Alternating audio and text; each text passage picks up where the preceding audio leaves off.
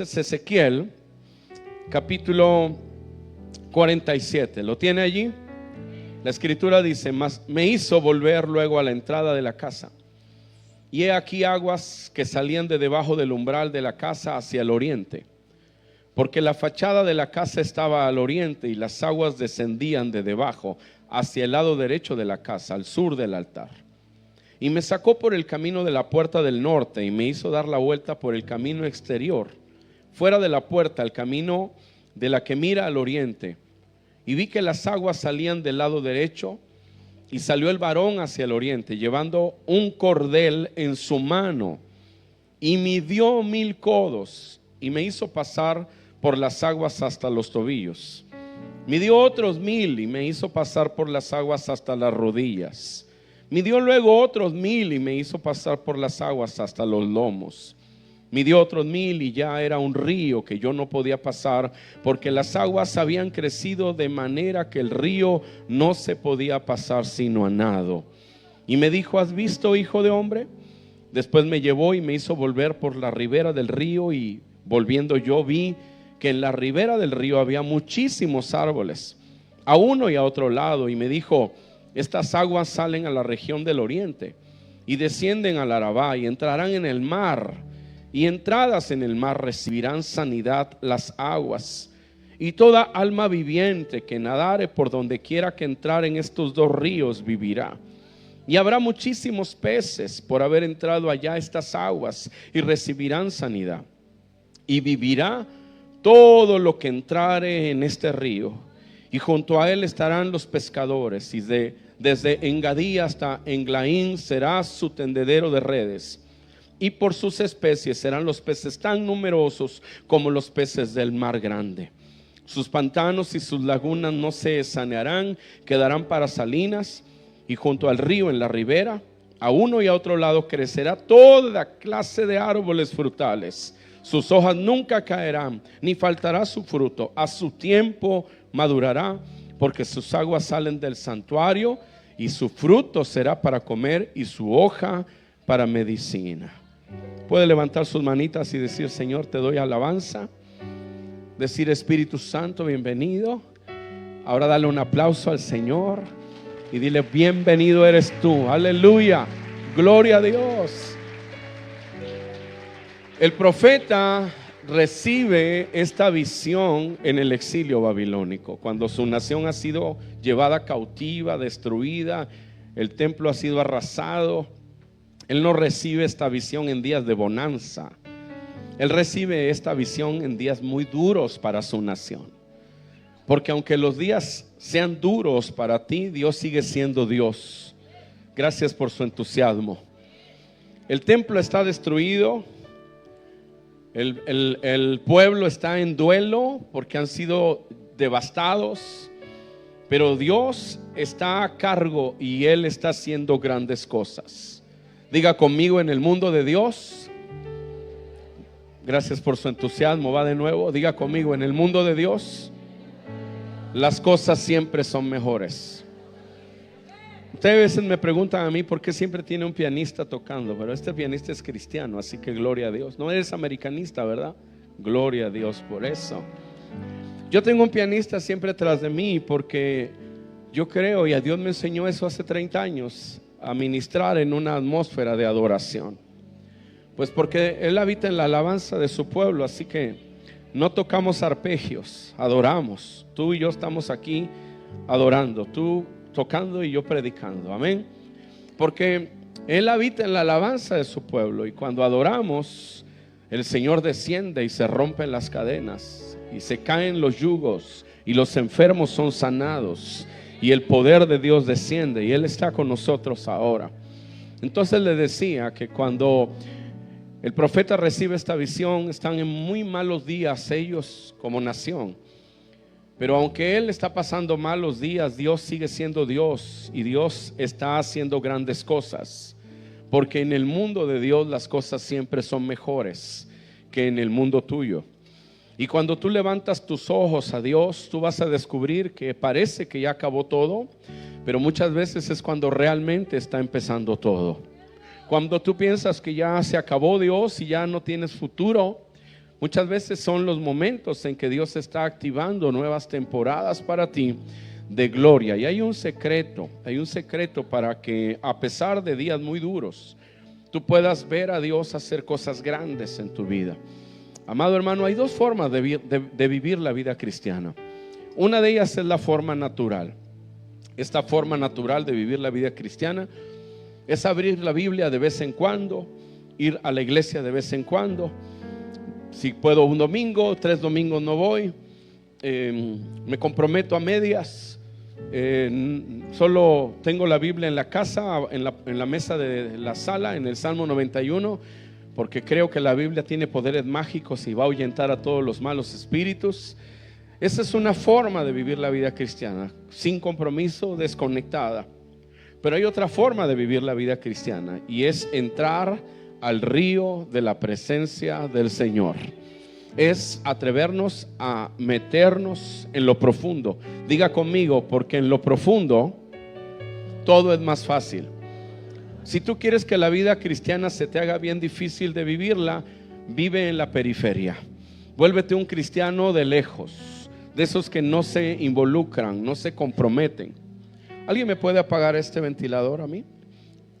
Porque a mí me hace daño el ventilador. ¿Quién sabe por qué?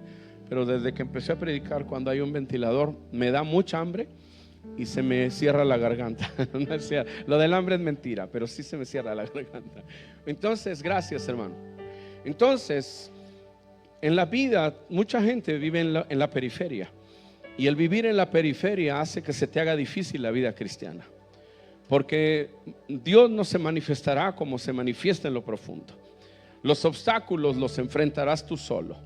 Las batallas las pelearás en un porcentaje muy grande en tus fuerzas. Pero entre más profundo es más fácil. Entre más profundo tú te relacionas con Dios, la vida cristiana se vuelve real, se vuelve tangible, se vuelve evidente, se vuelve poderosa. Así que quizá nuestro problema más grande de muchos de nosotros y de muchas familias es que hemos decidido vivir la vida cristiana en la periferia. Entonces tú vienes de vez en cuando. Hay cristianos, decía Abraham Hernández, que hay cristianos meseros, esos vienen cada mes. Hay cristianos cadochos, esos vienen cada 8 días. Y hay gente que no se compromete con Dios y le pides que se comprometa y no se compromete. Yo les decía ayer a los hermanos, hay personas en la iglesia que yo no soy su pastor. Ellos creen que soy su pastor, pero realmente yo no soy su pastor, porque yo no conozco nada de ellos. Yo no sé ni cómo es su casa, ni cómo viven, no sé nada de ellos, porque les digo, oye hermano, yo quiero ir a visitarle. Me dicen, yo le aviso, deme unos días y yo le llamo. Y ya pasaron 2 años y todavía no me termina de avisar. Y le digo, yo quiero ir a visitarlo. Dice, es que mire, los perritos son muy bravos, y se ponen tristes los perros y los tengo que llevar al psicólogo para que estén bien. Entonces, deme chance. No, y hay gente que no tiene una relación con su iglesia, y por lo mismo la vida cristiana se le hace difícil. Pero Dios nos ha llamado a entrar al río de la presencia del Señor. Y cuando tú entras al río de la presencia de Dios, el río en la Biblia representa cosas muy maravillosas. Por ejemplo, en el río de este pasaje, el río no tiene fuentes naturales. Es un río que nace del altar del Dios Todopoderoso. Es decir, no depende de si hay norte, si hay viento, si hay aire, si hay lluvia. No, depende de la grandeza de Dios que está como Rey soberano sentado en su trono. El río que representa al Espíritu Santo. Dijo que el que lo tuviera él, de su interior correrían ríos de agua viva. Así que el río representa al Espíritu Santo. El río representa la intervención de Dios. Pues dice la palabra que todo lo que entrare en ese río vivirá. Si entra en ese río el matrimonio, aunque tú crees que ya no tiene futuro, va a vivir. Si ese río entra a tu vida, esa vida va a ser cambiada. Si entra al río una vida enferma, esa vida va a ser sanada. Si entra al río un corazón marchito, ese corazón va a ser revitalizado, porque todo lo que entrare en el río va a vivir. El río representa plenitud. El Salmo 36:8 dice: serán completamente saciados de la grosura de tu casa, y tú los abrevarás del torrente de tus delicias. Diga conmigo, hay un torrente de delicias que viene de Dios para mí. El río representa también prosperidad, porque los ríos en la Biblia representan prosperidad. Por ejemplo, en el Edén había varios ríos y uno de ellos llevaba a la región donde había oro. En la Biblia los ríos representan prosperidad, porque en la vida representan prosperidad. Vea cualquier ciudad que está cerca de un río y es una tierra fértil donde la gente prospera. Por eso las grandes ciudades del mundo están asentadas a los lados de un río. El río de Dios trae prosperidad a nuestras vidas. El río de Dios trae alegría a nuestros corazones. El Salmo 46:4 dice: hay ríos cuyas corrientes alegran la ciudad, las moradas santas del Altísimo. Las corrientes de Dios alegran la ciudad. Voltea con tu vecino y dile: se te tiene que notar que el río de Dios está en tu vida. Amén.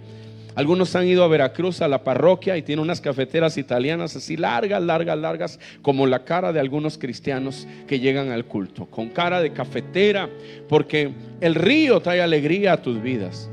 ¿Qué más trae el río? El río trae sanidad.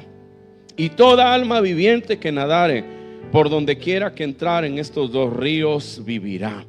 ¿Qué más representa el río? El río representa multiplicación. Dice: y me hizo volver por la ribera del río. Y volviendo yo vi que en la ribera del río habría muchísimos árboles a uno y a otro lado. Vea, interesante, porque el profeta ve que sale un río del altar y ese río empieza a correr en la dirección más desértica del pueblo, del territorio del pueblo de Dios.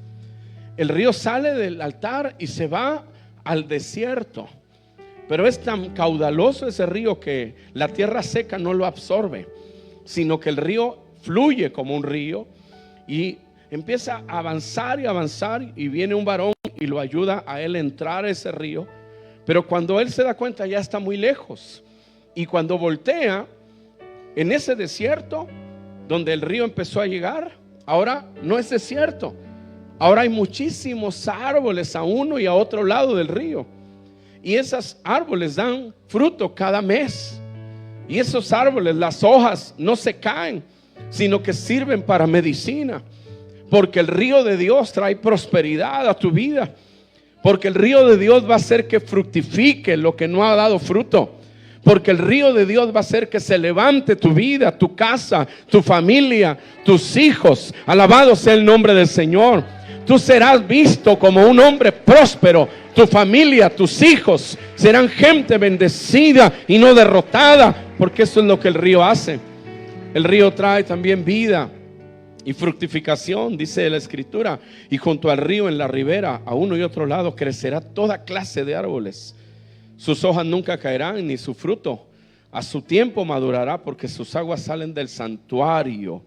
Y su fruto será para comer y su hoja para medicina. Así que lo que realmente necesitamos para que se levante lo que está caído y dé fruto lo que está seco, y nuestro matrimonio se vea lindo y nuestros hijos se levanten como victoriosos, es el río de la presencia del Señor. El río también representa limpieza. Zacarías 13:1 dice: aquel día habrá una fuente abierta para la casa de David y para los habitantes de Jerusalén, para lavar el pecado y la impureza. El río limpia. Alabado sea el nombre del Señor. El río limpia, y por eso hay veces cuando empezamos a orar y ayunar, lo primero que empieza a ocurrir es que salen cosas feas y uno dice: ¿qué está pasando? Bueno, es que el río, cuando el río está seco, pero vienen las grandes tormentas y empieza a correr el agua en el río, pero lo primero que empieza a salir en el río son palos y ramas y basura y cosas feas, pero después empieza a venir agua limpia. Alabado sea el nombre del Señor, porque el río saca toda la basura que está en nuestras vidas. El río de Dios puede cambiarnos. El río de Dios puede levantarnos. El río de Dios puede limpiarnos. El río de Dios puede lavarnos. Alabado sea el nombre del Señor. Ahora, ese río es un río que tiene virtud, dice el profeta. Y volviendo yo, vi que en la ribera del río había muchísimos árboles a uno y a otro lado, y me dijo: estas aguas salen a la región del oriente. la más desértica, y descenderán al Arabá y entrarán en el mar. Y entradas en el mar, está hablando del mar muerto, el mar más salado del mundo, donde no crece nada, donde no vive nada.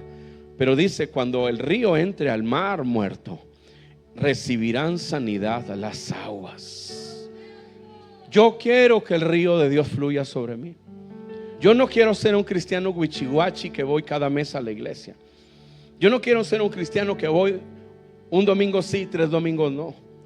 Porque cuando el río empieza a llenar mi vida, lo que está muerto va a vivir. Lo que parece que no tiene remedio, Dios lo va a levantar. Aquello que el diablo ha destruido, Dios lo va a restaurar. Gracias por su entusiasmo. Me dijeron que los de Chihuahua adoraban el nombre del Señor. El río va a llegar. Y cuando el río llega, lo que está muerto va a vivir. Y en el lugar donde no había nada, donde no producía nada, va a haber cosas buenas. Aleluya. Y toda alma viviente que nadare por donde quiera que entrar en estos 2 ríos vivirá. Así que voltea con tu vecino y dile, métete al río. La pandemia nos cambió. Yo soy psicólogo social. Así que mi trabajo, yo me formé para analizar la sociedad. Y soy pastor. Y antes de la pandemia la iglesia estaba apasionada haciendo muchas cosas para Dios. Pero vino la pandemia. ¿Y sabes lo que pasó con la pandemia? Es como si nos hubieran apagado un botón. Todo se frenó. El mundo se frenó. Y en ese freno, muchos cristianos se replantearon la forma en la que iban a vivir el resto de su vida. Se dieron cuenta, por ejemplo, que ya no tenían que ir al culto el domingo que venía. Dijeron, gracias a Dios que ya no tengo que ir al culto. Porque hay personas que les encanta venir a la iglesia, pero otros no. Y cuando vino la pandemia se dieron cuenta de que ya no tenían que ir al templo porque no se podía.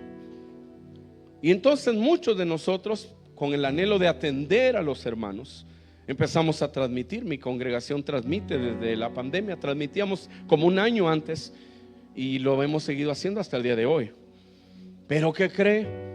El hermano se levantaba con su zarape del tigre, prendía la tele en YouTube y ahí estaba el culto. Decía, vieja, tráeme un champurrado y unas palomitas para ver el culto.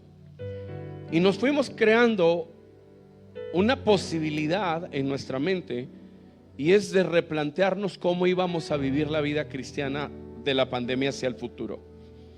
Y muchos de nosotros no lo decidimos quizás conscientemente, pero el sistema nos ha hecho pensar más en nosotros.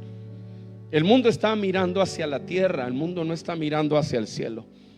Esta generación en la que usted vive está preocupada por cómo vivir en la tierra. No ha pensado en cómo va a vivir en la eternidad.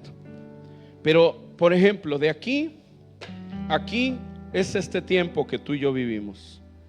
Y de aquí hasta donde tú puedas pensar es eternidad. Y de aquí hasta donde tú puedas imaginar es eternidad. Así que hay más cosas en la eternidad que en este tiempo presente. Pero el sistema humanista en el que vivimos nos ha hecho enfocarnos en nosotros únicamente.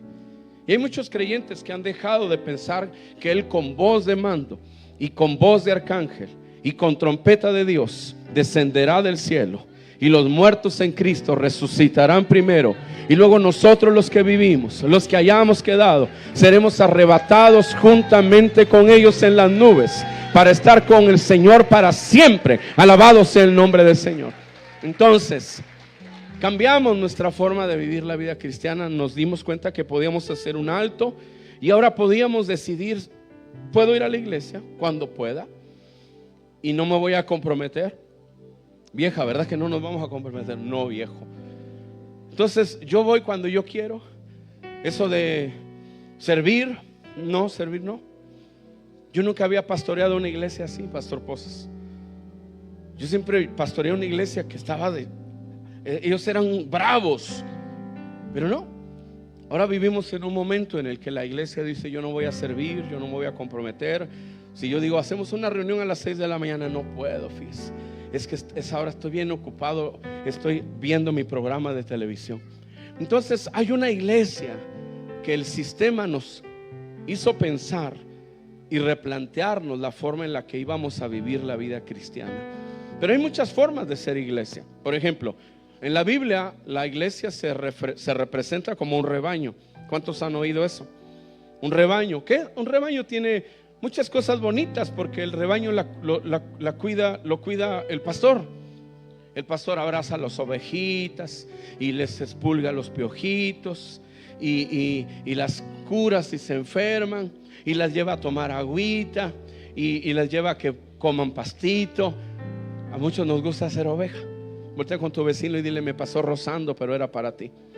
Nos gusta ser oveja. El pastor me cuida, me visita, me hace piojito, me abraza, me ora. Eso es bien bonito. Hay otra forma en que la Biblia define a la iglesia, y la define como novia. ¿Cuántas novias hay aquí? Tócame una música romántica, por favor. ¿Cuántas novias hay aquí? Levante la mano, que usted o es novia o fue novia. Levánteme la mano. Padre bendito, ¿cómo está eso? ¿Todas son solteras o cómo está la cosa? Novias. ¿Y la música romántica cómo va? Somos novios. Ay, ay, ay. Esa que me llega hasta el corazón. No, pues ser novia es bien bonito, porque a la novia le traen flores, le traen regalitos, serenata. Entonces usted estaba hace rato como novia. Ah, gloria a Dios. Y cantan los ángeles santo. Y esta que me llega hasta el corazón. Es bien bonito ser una iglesia novia, porque esa iglesia novia, pues es que hay hermanas que se les queda eso hasta los 89 años. Y qué bueno, usted sigue siendo novia. No, ustedes no vinieron, hermana. Estoy echándole porras, la estoy ayudando. Dígame, amén.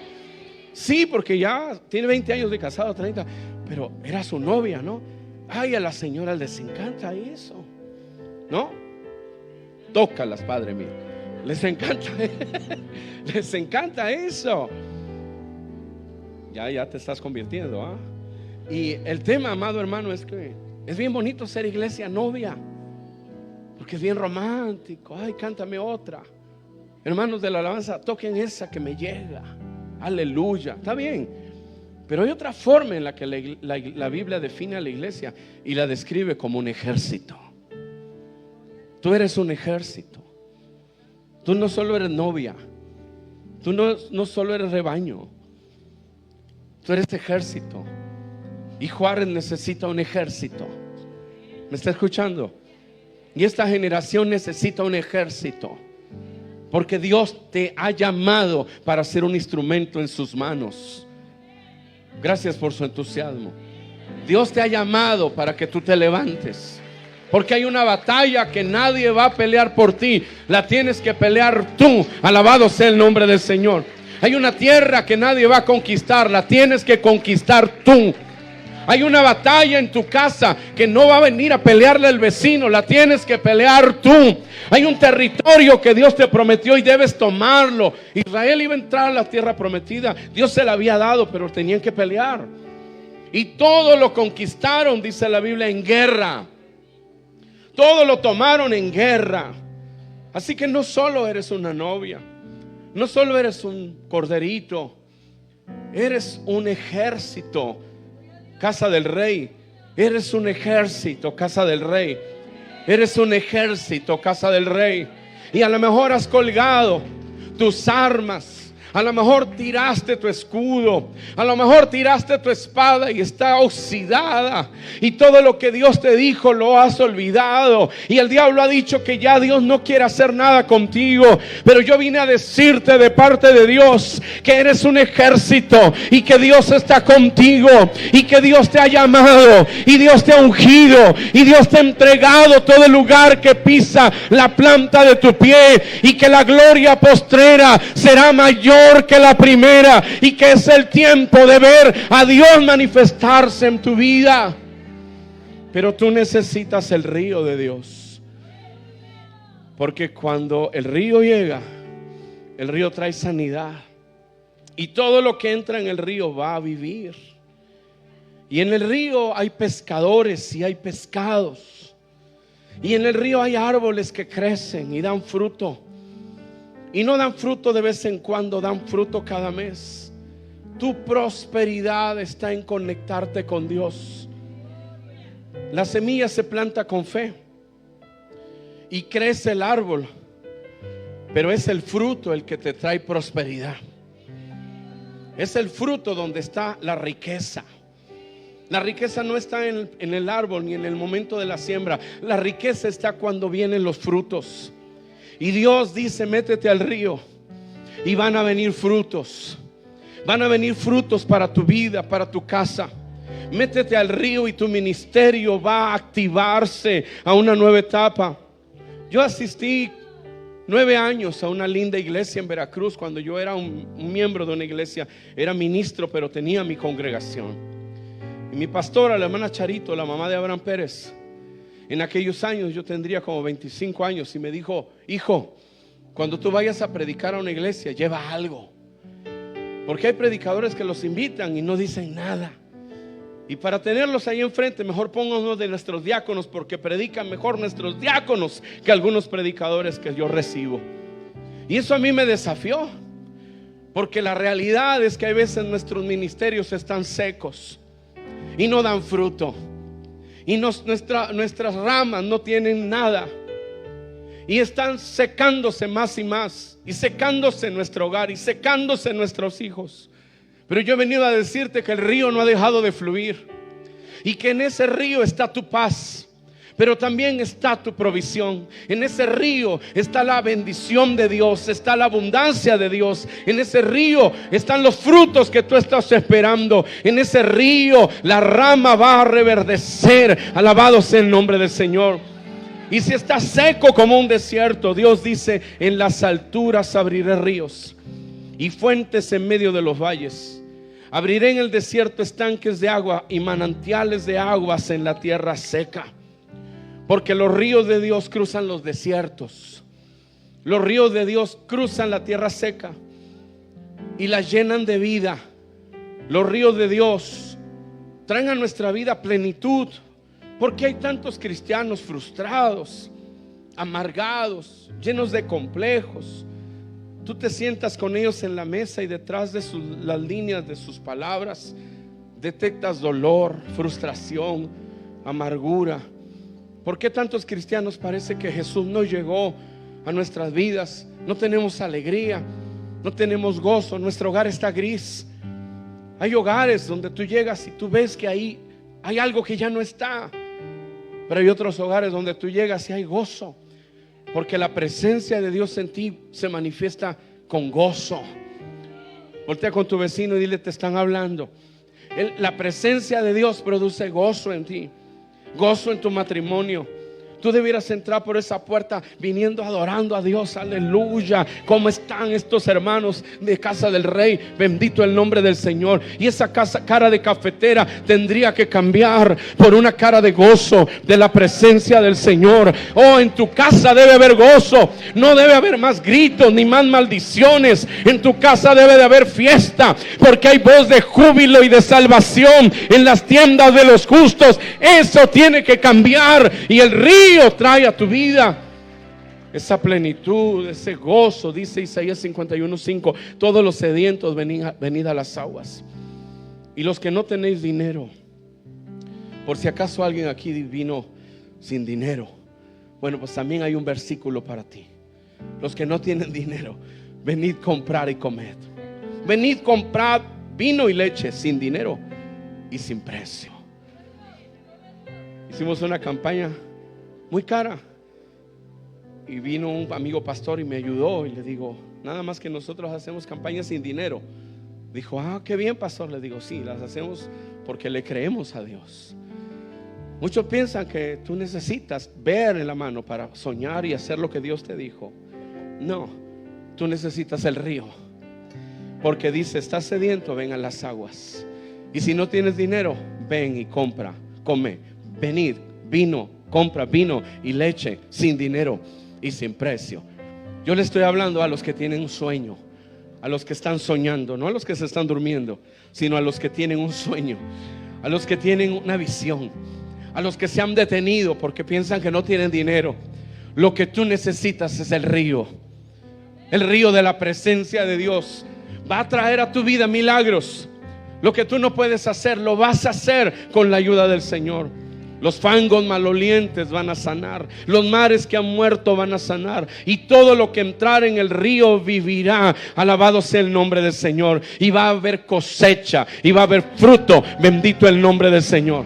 Ahora, ¿cómo sucede eso? El río nunca empieza grande, empezó como un pequeño manantial. Los grandes avivamientos empiezan así. Un fin de semana y algo empezó. Ayer, Pastor Posas, yo nomás pensé que iba a caernos un rayo. Por ayer hubo una gloria aquí, una gloria muy especial, muy especial. Y si usted sigue orando, y si usted sigue ayunando, el río va a empezar a fluir y a hacerse más grande. ¿Me está escuchando? El ayuno funciona. Algunos ya no ayunan. Les han traído una idea de que ya Dios les dio todo, ya no necesitan ayunar. Pero el ayuno es una disciplina que te fortalece. Ahora está de moda el ayuno. Algunos nutriólogos descubrieron que siempre sí, que el ayuno es útil. Pero no solo para cuidar físicamente tu cuerpo, sino el ayuno es una disciplina espiritual. Es una bendición que Dios te da. La oración. En la iglesia empezamos a subir los niveles de responsabilidad, porque teníamos algunos hermanitos que hacían lo que querían. Aquí no hay, pero allá había algunos de esos que no le piden a su grupo que llegue temprano, porque ellos son los más impuntuales. El líder es el más impuntual. De esos que no le piden a su grupo que ore, porque ellos no oran. De esos que nunca le dicen a su equipo vamos a ayunar, porque ellos no ayunan. Y empezamos a elevar el nivel de responsabilidad, subiendo el nivel de responsabilidad. Y luego empezamos a tener un programa de oración 24 horas. Y ya tenemos los martes, bueno, el miércoles es en sí, pero empieza a las 12 de la noche del martes, un programa de oración. Empieza uno, dice en el WhatsApp, ya empecé mi oración. A la 1 de la mañana dice, ya acabé mi oración. Entra al otro, dice, aquí estoy empezando a la 1. Termina, dice, ya terminé. Y a las 12, a las 3, y yo tengo esos grupos, estoy en esos grupos. Y yo veo, y uno, y otro, y otro, y otro, y otro más. Y abrimos otro el viernes. Y ahora vamos a abrir uno el lunes. Y los primeros que van a entrar ahí son mis líderes. Y yo les tuve que decir, amados hermanos, si usted no entra a estos grupos, yo voy a tener que meditar si usted va a ser líder el año que viene. Porque el líder no va atrás, el líder va enfrente. La gente lo sigue, la gente lo mira. La gente dice, él lo hace, yo lo voy a hacer. El discipulado no es una onda de hagan. El discipulado es, mira cómo lo hago. Luego ven y hazlo conmigo. Y ahora ve y hazlo con otro. Esa es la forma de discipular, de generar liderazgo.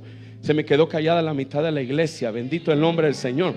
Pero, amado hermano, hay cosas que las dejamos.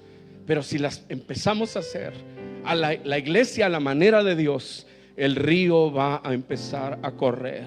Y a lo mejor solo sea una pequeña línea de agua, un pequeño riachuelo, pero el río va a seguir creciendo. Y mientras más fluye, más crece y más vida va a empezar a llegar, y familias van a empezar a levantarse. Alabado sea el nombre del Señor. Y viene el varón y le dice al profeta, lo toma y le mide 1000 codos, 500 metros aproximadamente. Y dice que lo hizo pasar. Pastor Chuy, ¿dónde está? Venga aquí, por favor, suba conmigo.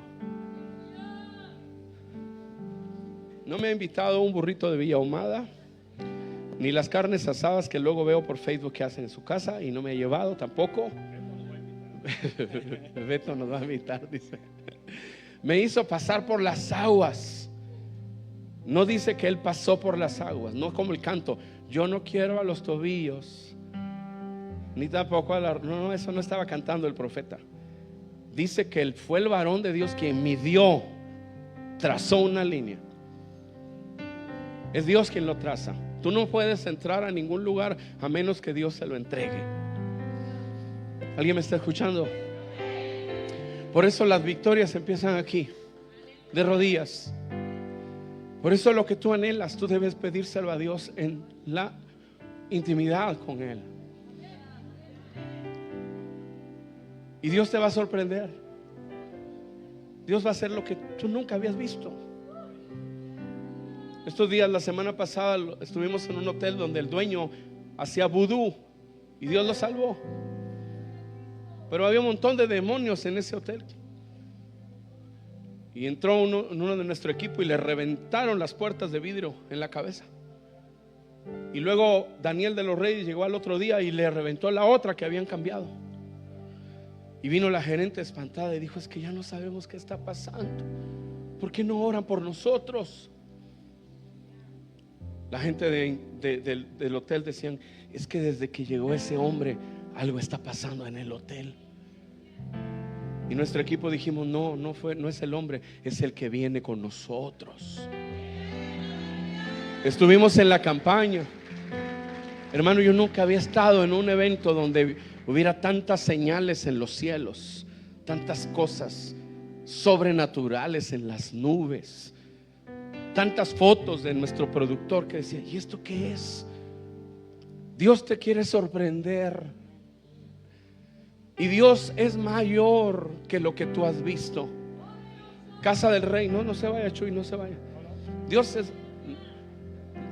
Dios es mayor de lo que tú has visto.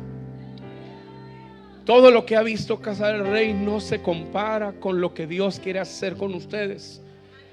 Ustedes no son un rebañito, ustedes no son una noviecita, ustedes son un ejército. Y si tú buscas a Dios, Dios va a abrir una nueva temporada. Dios va a abrir una puerta que nadie puede cerrar. Dios va a traer miles y miles que quieran oír lo que Dios está haciendo. Aleluya, estoy profetizándole en esta hora. Dios está interesado en hacerlo. Y Dios abre una dimensión nueva para el profeta. Y dice: me hizo pasar. Me gusta eso. Póngase firme, Chuy. Usted no quiere, póngase firme. Eso. Me hizo pasar por las aguas hasta los tobillos. Me gusta eso. Porque a veces tú no sabes ni para dónde, pero Él te ama y Él te hace entrar. ¿Y por qué los tobillos? Bueno, porque los pies representan autoridad. Antes, cuando se hacía un trato, se quitaba el zapato uno y se lo entregaba al otro, y estaba comprometida la cosa. Por eso Dios le dijo a Moisés: quita los zapatos que traes, porque los pies representan autoridad. Dios quiere llenar tu vida al grado de que Él sea tu autoridad, porque Él no trabaja con gente que hace lo que quiere. Es que yo así soy, hermano. Pues qué mal. Es que si ya me conocen, pues ya saben cómo soy, ¿no? Pues qué mal. Porque tú no puedes pedirle a Dios que Él siga tu yugo. Dios dice: toma mi yugo, toma mi cruz y sígueme. Ese río de gloria no es para que sientas cosas lindas. Ese río de gloria tiene que llevarte a someter tu vida a lo que Él quiera hacer. ¿Alguien me está oyendo? Por eso dijo Jesús a Pedro: tengo que lavarte los pies. Dijo: no. Dijo: pues si no, no tienes parte conmigo. Porque Dios tiene que lavar tus pies. Dios tiene que traer su río a tus pies, para que ahora tus pies vayan a Él. Ahora sí estás adorando, papá. Tus pies deben ir a donde Él quiere que vayan. El río debe involucrar tu destino, tu historia. Yo sé para qué vivo. No me morí ni me volví loco. Yo sé para qué voy a vivir los años que Dios me dé. Y me hizo pasar, de nuevo, Chuy, me hizo pasar hasta las rodillas. Porque ahora tú tienes que llevar ese río a tu vida íntima, en la que tus rodillas se doblan a Dios. ¿Sabes que hay una gran cantidad de cristianos que no oran? Ni por la comida oran. Hay hermanos que dicen: yo siempre oro a las 3, hermano. Así, a la 1, a las 2 y a las 3. Pero el río tiene que envolver esta iglesia. y llevarla a doblar sus rodillas. Casa del Rey debe llevar el río hasta sus rodillas. Su reunión de oración debe ser la más gloriosa, la más poderosa, la más asistida. Levante su mano y diga: yo quiero el río en mis rodillas. Porque Él trae a tu vida un espíritu de oración. Dice la Biblia: y pondré sobre de ellos espíritu de gracia y de oración. Otra versión dice espíritu de gracia y de clamor. Así que es Él el que te lleva a buscarle.